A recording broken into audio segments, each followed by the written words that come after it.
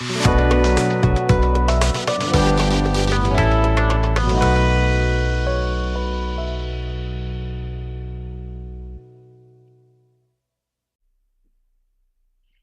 morning. This is Omar Mohammed, and this is our 36 minutes on anti-Semitism. Today, we return back to France, but we hope today to get an official perspective on the state of anti-Semitism in France.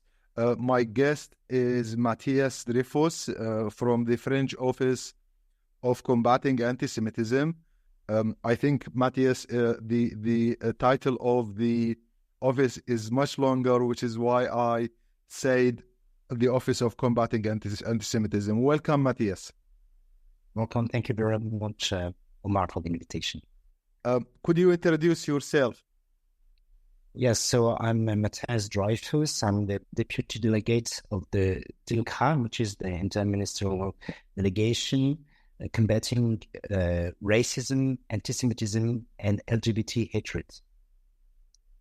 And I'm myself, so deputy delegate. I'm an advisor on education, research, higher education, and culture, and also by profession and a historian, working for many years on the history of Jews in France and on anti-Semitism.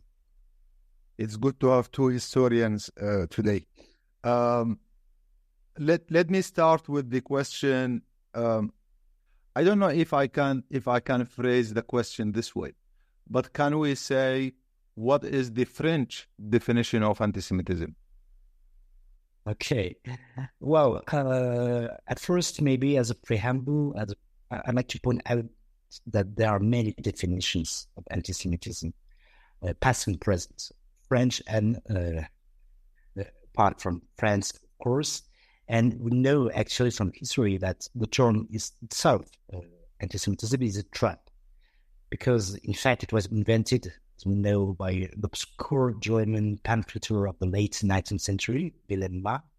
And Wilhelm Marx wanted to turn this invented word into a modern concept so as to help people forget the old Christian kind of hostility against Jews. But however, Marx's anti-Semitism nonetheless recycled to a large extent this organ just fund, well, from the relationship of Jews to power and money, to the lack of patriotic attachment, to degrading physical traits, and so on. But actually, this definition of anti-Semitism, which started from the German point of view, spread very rapidly to France, and we know that at the time of the Dreyfus affair in the late 19th century, it was already a French word. So I don't know if it's the French definition of anti-Semitism, but it's definitely a word which has been used since that time. And actually, with at the moment, something which was already a political and an ideological force. And as we sadly know, these ideological and political forces succeeded in the most dramatic of ways in the 20th century. And in the recent years, the IRA definition, the IRA, International Alliance, the remembrance, the Holocaust remembrance, has proposed a working definition of anti-Semitism, which France, through the voice of the President of the Republic, Emmanuel Macron, in 2019, and the French Parliament have endorsed. So it's now, in a way, also the French definition of anti-Semitism. And, this definition states that, I quote, anti-Semitism is a certain perceptions of Jews which may be expressed as hatred towards Jews. Rhetorical and physical manifestations of anti-Semitism are directed towards Jewish or non-Jewish individuals and or their property toward Jewish community, institutions, and religious facilities. End quote. By emphasizing that anti-Semitism can be directed at Jewish or non-Jewish individuals and their property, this definition underlines the fact that anti-Semitism is not just a matter of Jews, but it's a matter for all, and it's a poison for democratic societies as a whole. And more fundamentally, it also reminds us that anti-Semitism is largely based on fantasized representations, which the period of confinement during the COVID pandemic only served to accentuate. And in this respect, I'd like to recall the very recent work of a young French philosophy teacher, Aurélien Ramini, who in the last years, he observed his pupils in a remote high school in East France. It was very interesting because he was able to note that despite the fact that there were no Jewish pupils enrolled in these schools, there did exist what he calls a representational anti-Semitism with real consequences. So I think it's very interesting because we know that we do not need to have Jews to have anti-Semitism. Perhaps for them, you know that France has the specificity in Europe to have the largest Jewish community in Europe, so it's very important. Just to return to the era definition, as you know, it's also combined by a series of examples that are crucial to make it concrete and operational. These examples relate to the denial or the euphemisation of the Holocaust, to the dissemination of conspiracy theories, or to the hatred of Israel. And in this respect, it is clear that the post-October 7 trauma, I would say, has reshuffled the deck by revealing the confusion that reigns among many between the criticism and the right criticism of a government's policies and the very existence of the State of Israel, which some people are now openly and passionately calling for. And in a way, this definition, this era definition, is useful in showing how this form of anti-Zionism can be considered as anti-Semitic, that it denies Jews the right to have a state of their own. And maybe if I have time, let me add a final word on this question, because as you know, now it's a very crucial question. Today, some people point out that in the past, some Jews opposed Zionism, and that anti-Zionism was therefore not the prerogative of non-Jews or even of anti-Semites. This is historical true.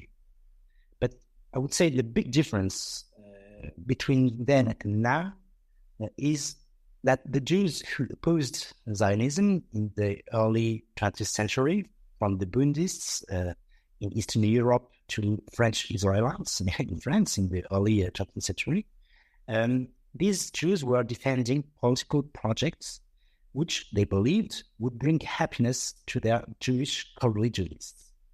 And actually, this is clearly not the case anymore with today's anti-Zionists. This is my point. Okay, I think you are the first one on my speakers list who really delved deeply into the definition, and I do believe definitions are very important in finding solutions, in tackling problems, in understanding the context, which is why I continuously ask this question.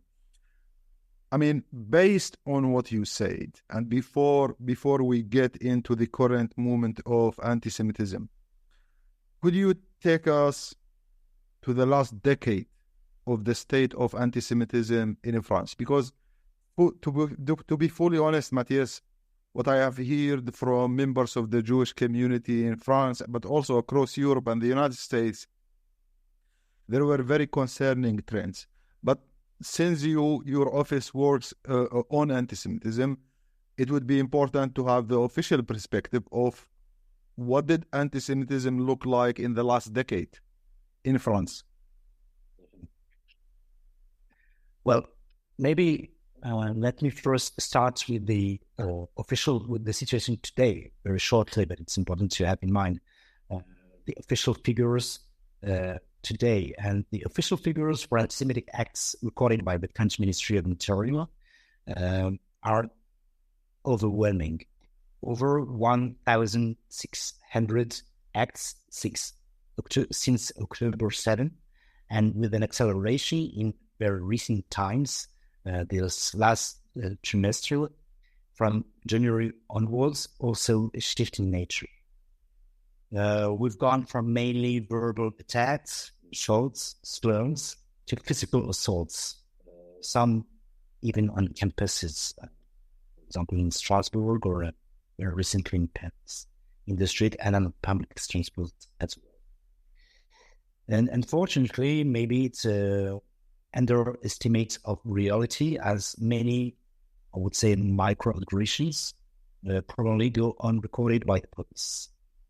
But, as you invited me to do so, I would also like to place these figures in a longer time frame, to remind that the upward trend in anti-Semitic acts does not date back to October 7, far from it. This dynamic dates back to the early 2000s, when we witnessed a rise in anti-Semitic acts from dozens to hundreds. And in a way, after 2023, a new symbolic milestone has been reached. They are now counted in the thousands.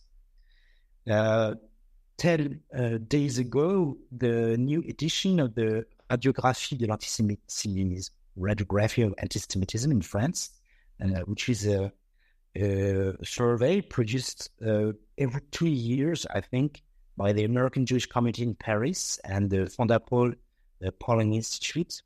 It was released.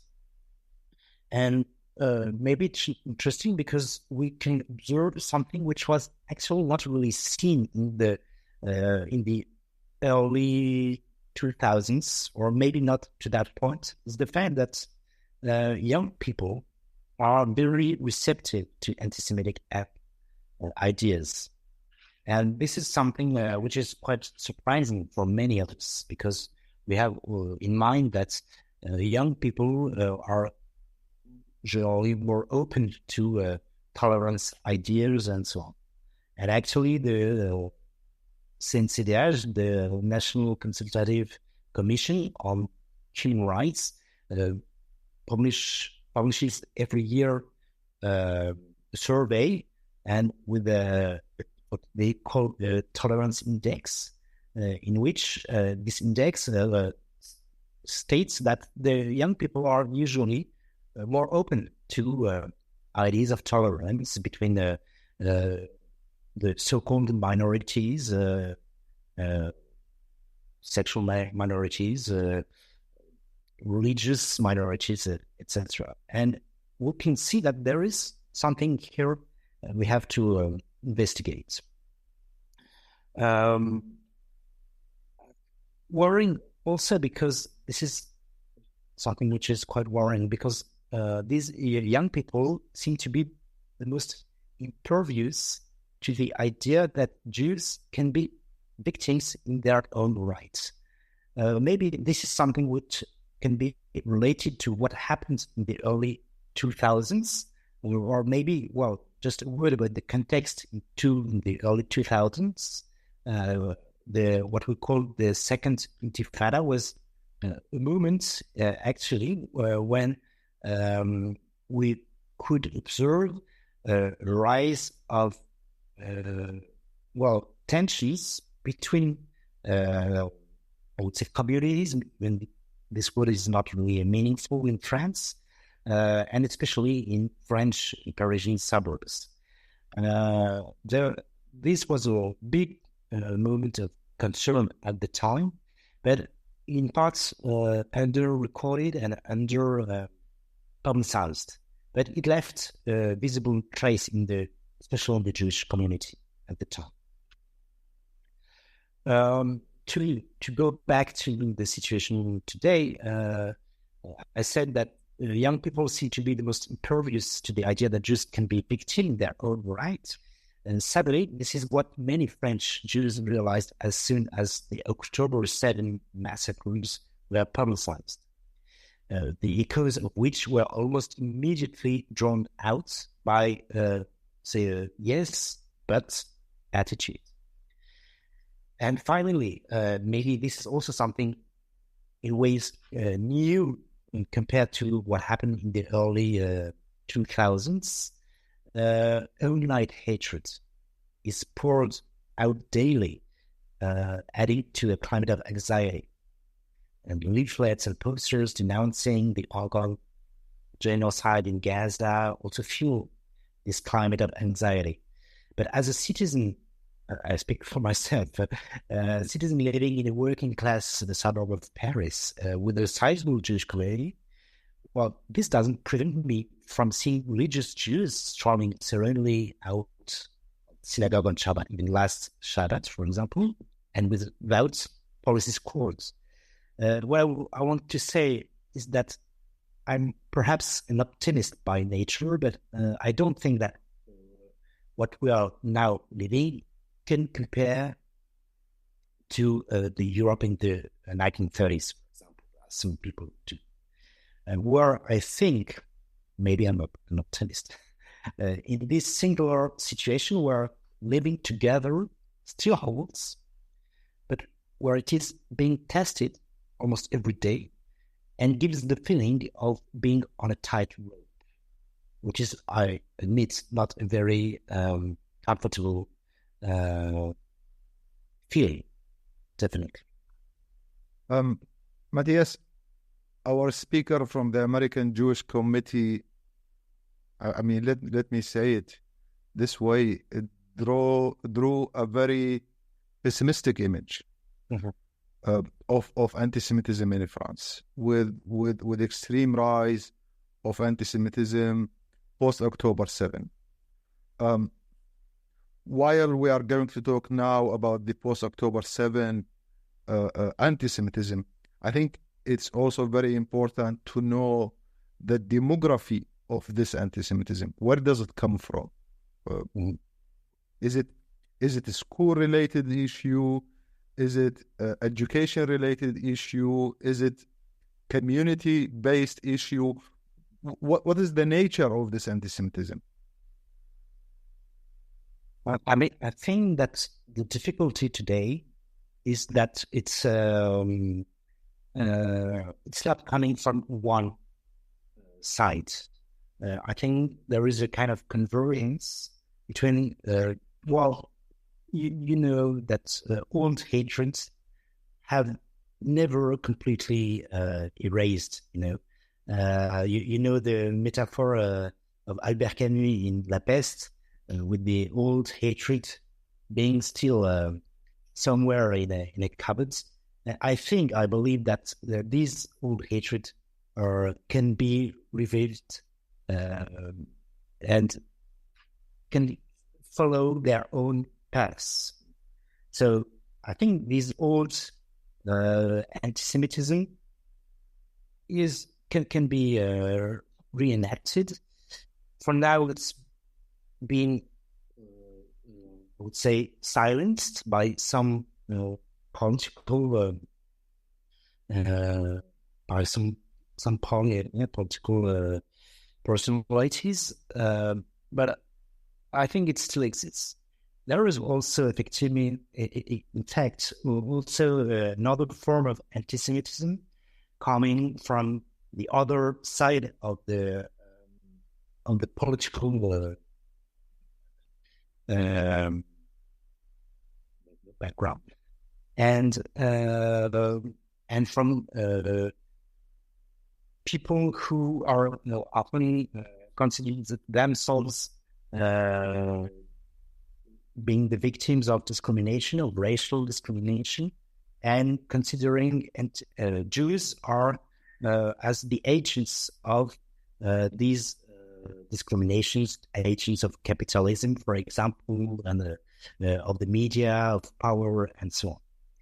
Actually, this is also the hatred in a way, because we know that in the 19th century, there was this trend of anti-Semitic from the left wing, I mean the extreme left wing, in Karl Marx writings, for example, the early Karl Marx writings, we had this kind of attitude linking Judaism to capitalism and so on. So I think this is also being reenacted now. Of course, the conflict between Israel and Palestine now is another perspective to this anti-Semitism, because Jews are now connected with imperialism, and so Jews are also being assimilated as imperialists, as the avant-garde of the imperialists. So it involves also other political movements who are denouncing imperialism, and Jews are one part of this denunciation. And the last thing I would say, in order to put some historical perspective also, is that I believe it's very difficult to understand the tensions, notably tensions between Jews and Muslims in France, if we do not have in mind the history of colonization and decolonization, and especially in Algeria. Because, as you know, Algeria had this very specific history and the dramatic war of independence of Algeria, which had, created a very difficult relationships between Jews and Muslims, with strong connections and also strong defiance from the colonial times and after the decolonization as well. So I think it's also important to have this in mind in order to understand and possibly to heal or to find solutions in order to find a better way of living together. So, can you now take us to the moment of October 7 and post-October 7 and the surge of anti-Semitism in France? Well, if possible, if you can also give numbers. What did you notice? Did it happen all of a sudden that there was an immediate rise and surge in anti-Semitism, or as you described earlier, it's connected to the last 2 decades as well? Well, of course, as I have also recalled, since the early 2000s, there was a background, of course, and I didn't mention the years 2014 and 15, which were the last peak in anti-Semitic acts recorded by the French Ministry of Interior prior to 2023. But unlike those previous waves, say the difference here lies in the fact that this anti-Semitism comes at a time when the image of the anti-Semitism in 2014 and 15, for example, at the time, the image of the State of Israel as a safe haven for the Jewish people was still seen as a reality. And actually, this image, I think, which has partly collapsed after October 7. Because what happened on October 7 came as an immeasurable shock to Israelis first and foremost, but also to Jews all over the world. And as a result, and like what happened in the previous years, I don't think we can link the real palpable feeling of anxiety and even anguish among French Jews with the desire for Aliyah, meaning the moving out to Israel. Even though, as we know, many French Jews have shown solidarity for Israel in order to help the economy or support bereaved families. And you know maybe that after there are many French Jews who have strong family ties with Israel. One point I'd like to stress is the post-October rift has shaken consciences, and what's happening now in Gaza continues to shake consciences, Jewish and non-Jewish alike. To answer your question,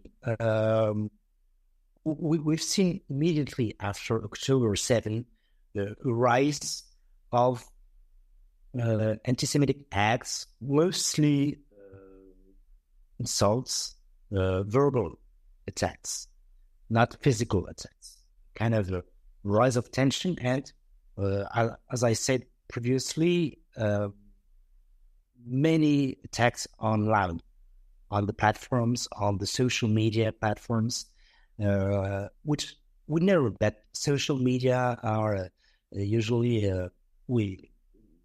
something very specific. Only the more determined people are aggressing people on the media, on the social media. It's not a correct lens, but it's something quite revealing. And we know, unfortunately, that some online comments and aggressions can lead to physical aggressions.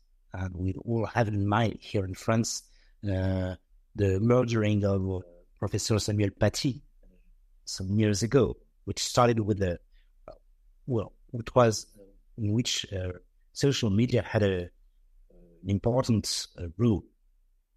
So we know that this link can be made. So this is what we witnessed first. And as I said, in maybe December, January, we started to have some physical assaults. So something more worrying. We also had in mind these religious Jews in Paris, near the neighborhood of Belleville, who was attacked, physically attacked on the street because of his Jewishness. So this is something very worrying, actually. And maybe one last thing about this post-October 7 is also the fact that now French Jews are summoned in a way to choose sides and to disassociate themselves from the current military campaign in Gaza. And this only redoubles the deep wounds caused by October 7, which are not about to heal, as we know, unfortunately. What's your office doing about this, Mathias? I mean, I got the question. I mean, it's not just related to France, but also because I spoke to the representatives of combating anti-Semitism in Germany, the United States, and other countries.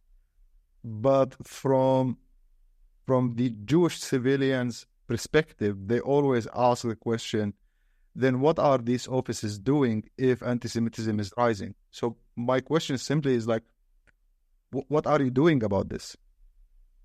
Well, as you imagine, we didn't wait October 7 when it came to identifying effective levels for combating anti-Semitism. But of course, it is clear that the momentum it generated has only reinforced the need for action, both in the short and the medium term. Short-term actions, of course, are related to sanctions, to the strengthening of the legislative arsenal to investigate and prosecute the perpetrators of anti-Semitic acts. 3 days after October 7 and October 10, 2023, the Minister of Justice issued a circular calling for particular vigilance in the handling of criminal cases involving anti-Semitism or apology for terrorism by applying the aggravating circumstance. This is a provision of the Penal Code which was introduced in 2017. Second, the reinforcement of teams in charge of dealing with reports of these events, which have been numerous since October 7, and notably online. This also implies that, state can do a lot, but state cannot do alone. It implies making the platforms aware of their own responsibilities in handling, in moderating, in raising illegal contents. And this is also a discussion we had, the DLK, the government, with these platforms, these international platforms, in order to really have a kind of common sense of responsibility in face of what was the hatred spreaded online. And eventually, in the short-term action, facilitating the issuance of arrest warrants for racist or anti-Semitic public insults, and to make offenses punishable under the offense of provocation.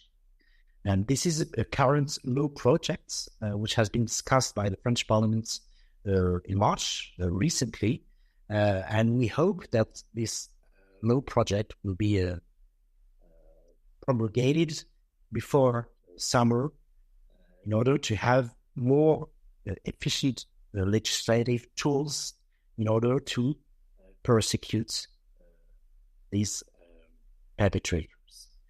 But we know, of course, that this is not enough, and we need to work in the, medium or long term.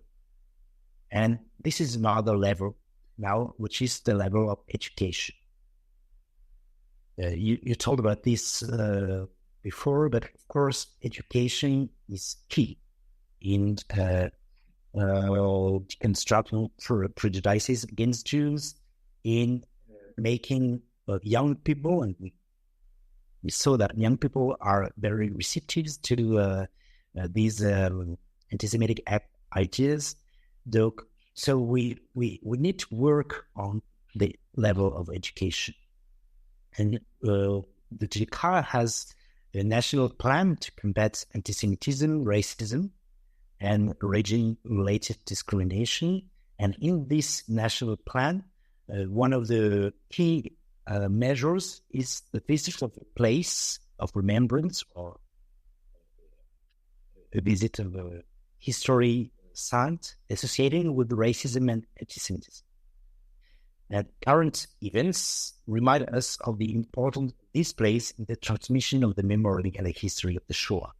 And you've seen that some days ago there was tags on the Shoah Memorial Palace, which in a way is also revealing how the symbolic importance of these remembrance sites in combating anti-Semitism. So the visits to remembrance sites, they enable more concrete, situated, contextualized acquisition of historical facts by embodying them in places and people. But these visits alone are not enough. They need to be embedded in a way in an educational project, incorporating an artistic and cultural dimension. It's very important because we need to have the multidimensional projects and multidimensional ways of transmitting both historical facts, but also values, republican values of solidarity, of freedom, of equality, of fraternity as well. And we know that it's the way to enable young people to gain an in-depth understanding of the mechanisms of exclusion, segregation, racial and anti-Semitic hatred, and the myths to subvert them. I've used the terms of fighting against racism and anti-Semitism because we also believe that if we want to be efficient in fighting anti-Semitism through education, we need to clearly identify what is anti-Semitism, have a strong definition of it, of course, but also to create stuff. I think there is more to discuss, but we need to uphold the 36 minutes concept. Okay. Mathias, thank you very much for your insights. You're welcome. This was our 36 minutes on anti-Semitism.